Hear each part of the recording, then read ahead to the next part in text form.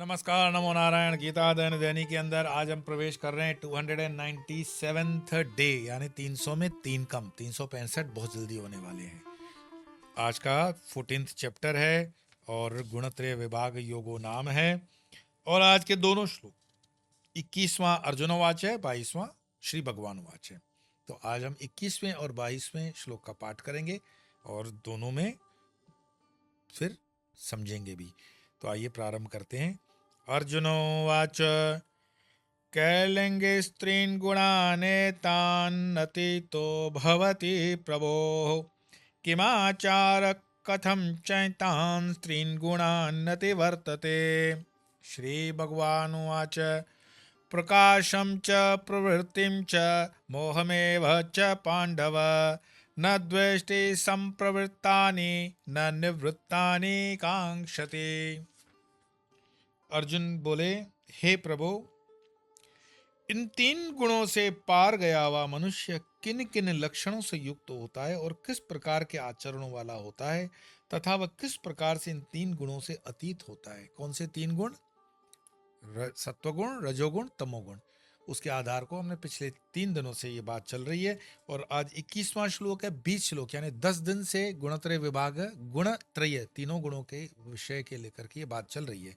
भगवान इसके उत्तर में कहते हैं, श्री भगवान बोले, हे अर्जुन, जो पुरुष प्रकाश, प्रकाश मतलब ज्ञान, जो पुरुष प्रकाश यानी ज्ञान, प्रवृत्ति और मोह के प्रकट प्रभावी होने पर उनसे न तो द्वेष करता है और न निवृत्त होने पर उनकी आकांक्षा करता है, तो ये कैसे संभव हो सकता है?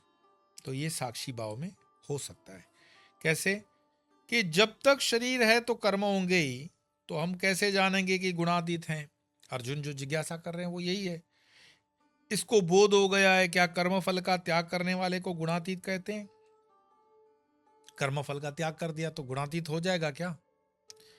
तो कर्म स्वयं गुणों के अंतर्गत है, इसकी भी बात हो चुकी है हमारी।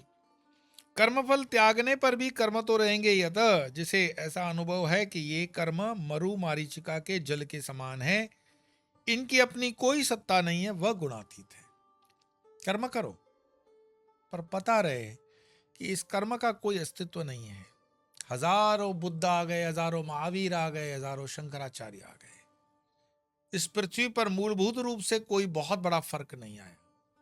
कोई गरीबी हमेशा के लिए नहीं गई, कि रोग हमेशा के लिए नहीं मिटे, कि दुख दरिद्रता हमेशा के लिए नहीं मिटा।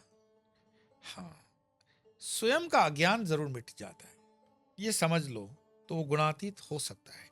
गुणातीत के लक्षण शरीर की क्रियाओं से प्रतीत नहीं हो सकते, क्योंकि यह विषय स्वसंवेद्य है। तथापि अपने आप को पहचानने के लिए भगवान कुछ लक्षण बतलाते हैं।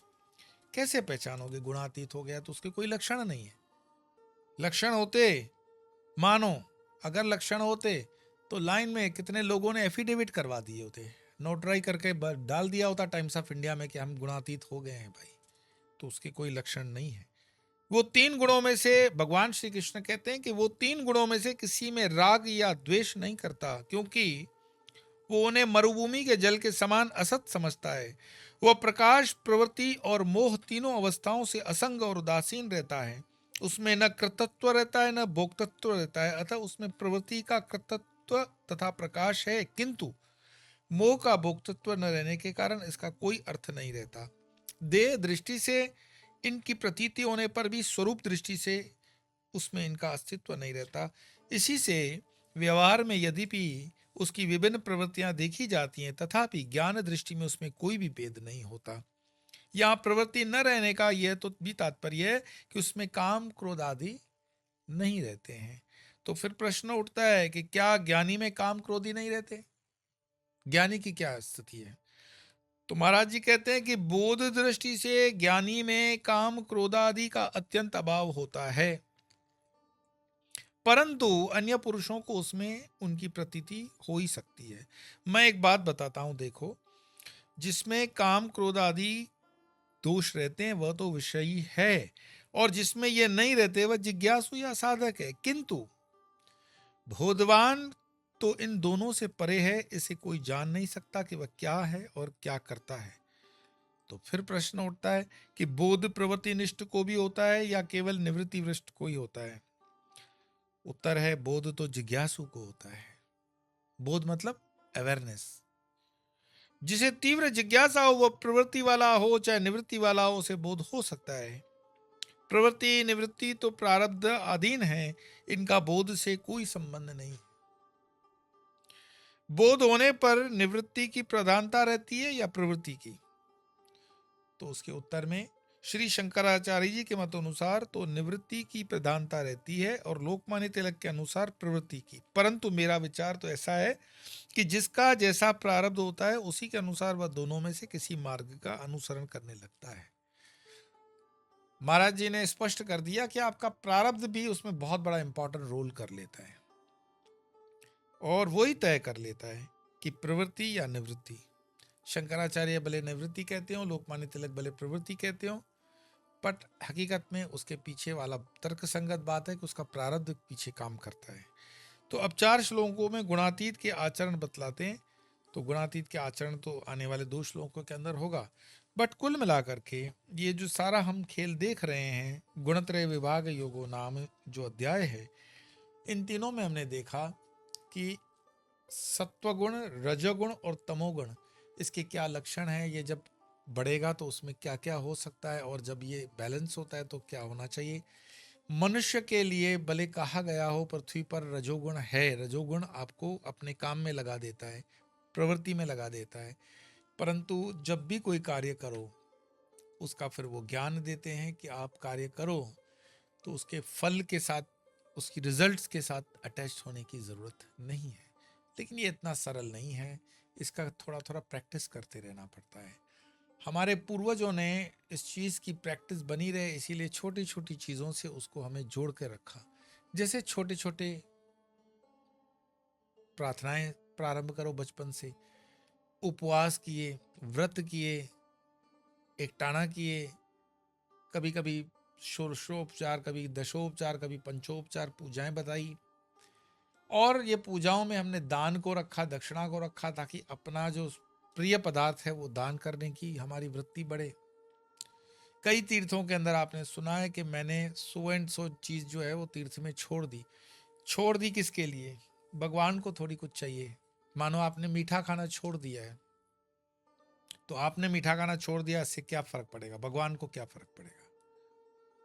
परंतु उस मीठा जब खाने को आप छोड़ते हो तो जो छोड़ने वाली जगह रिक्त हुई, मानो कि पानी के गिलास में पानी है, उसमें से आधा गिलास आपने पानी निकाला, तो उस आधे गिलास पानी को निकालने के बाद वहां पर कोई चीज आई जिसने उसकी जगह ली, तो आंख से आप बोलोगे, अगर साइंस पढ़े लिखे नहीं हो तो आप बोलोगे कोई चीज नहीं आई, पर वहां पर वायु आई, हवा आ गई। वहां पर कोई चीज कभी रिक्त नहीं होती है, हर चीज रिप्लेसेबल है। आप खाली करो दूसरा आ जाएगा, या वायु, आकाश, तेज, जो भी है।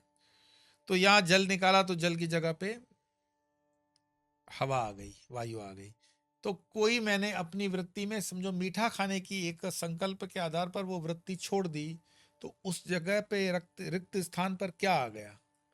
तो उसके लिए फिर वो प्रार्थना उपजेगी, अहोभाव उपजेगा, परमात्मा के लिए आदर उपजेगा, और अपने किए हुए उस वैराग्य के लिए या त्याग के लिए एक गर्व भीतर फैलता है, आता है, और उस गर्व के आधार पर हम और चीजें छोड़ने के लिए तैयार हो जाते हैं और समाज में प्रेरणा रहती है।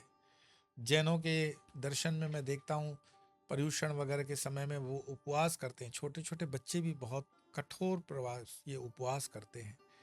तो उस उपवास में कोई ऐसा नहीं होता है कि उसको कोई तकलीफ देने की दृष्टि से उपवास कर रहा है, उसका मनोबल ऊंचा लाने के लिए। आज अणुव्रत उसने रखा है, आगे महाव्रत रखेगा, पास हो जाएगा। अणुव्रत से चलो, अणु में छोटा, और महाव्रत तक पहुंचो तो बड़ा विराट ले सकते हो। छोटे छोटे कदम, आज आपने एक बार हनुमान चालीसा पढ़ ली है, कल आपको 3 पढ़ने की प्रेरणा मिलेगी, फिर 7 होगा, फिर 11, 21, 51, 108। प्रारंभ 1 से होगा, धीरे धीरे होगा। तो कहीं से भी प्रारंभ कर लो, उससे बहुत बड़ा फर्क नहीं पड़ता है कि हम कहाँ से प्रारंभ करें, बट प्रारंभ करो और फिर वो यात्रा में आप चल पड़ते हो। तो इस सनातन की यात्रा बड़ी सुहानी है। देखो हम यात्रा करते करते आज 300 लगभग दिन होने को आ गए, गीता अपने अंतिम दौर में चल रही है। आप पर एक जवाबदारी मैंने रखी हुई है कि खुद सुनोगे और आगे भी फॉरवर्ड करोगे।